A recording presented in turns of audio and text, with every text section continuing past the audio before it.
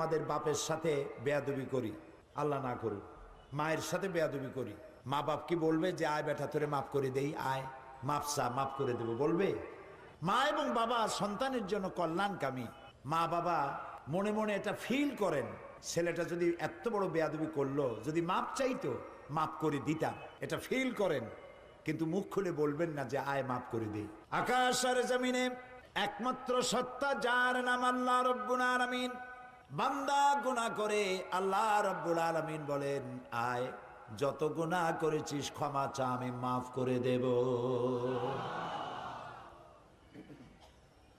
মানুষ গুনাহ করবে আর আল্লাহ তাআলা ক্ষমা করবেন, কারণ তার নাম হচ্ছে রহমান রহিম। এর অর্থ এই নয় যে আপনি জেনে বুঝে গুনাহ করবেন আর মাপ চাইতে থাকবেন, গুনাহ করবেন আর মাপ চাইতে থাকবেন, এক পর্যায়ে মনে করবেন যে গুনাহ করি নেই, তারপরে বুড়া বয়সে মাপ চাই নেব। এরকম যদি হয় তাহলে এই ধরনের তওবা নিয়ে যারা